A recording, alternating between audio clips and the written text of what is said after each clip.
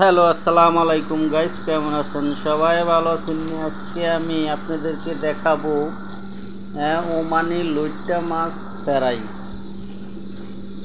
ওকে দর্শক ভাইরা, দেখেন আমি কিভাবে ওমানি লইট্টা মাছ ফ্রাই করলাম। আমি লইট্টা মাছগুলো আজকে মার্কেট থেকে কিনে আনছি, প্রায় 1 থেকে 1.5 কেজির মতন হইব। এনে এটি সুন্দর করে পরিষ্কার করে লবণ দিয়ে ভালো করে ধুয়ে নিলাম, পরিষ্কার করে নিলাম।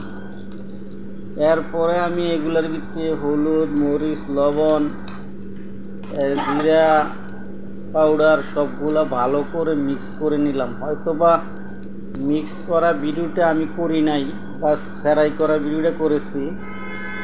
সঙ্গে লং হওয়ার কারণে আমি ময় মশলা এবং কি মাছ কোটার ভিডিওটা করি নাই।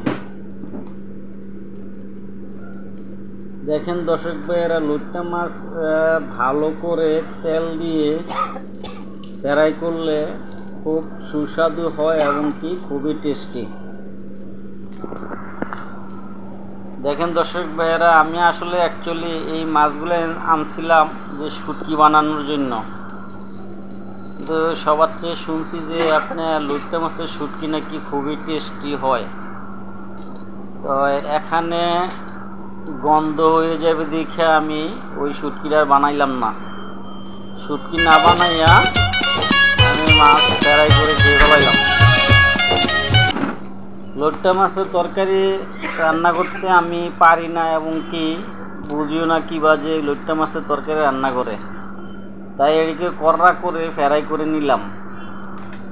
ওকে দর্শক ভাইরা, যদি আমার ভিডিও ভালো লাগে লাইক কমেন্ট শেয়ার করে দিবেন, পাশে থাকা বেল আইকনটা বাজিয়ে দিবেন যাতে পরবর্তী ভিডিও আপনারা দেখতে পান।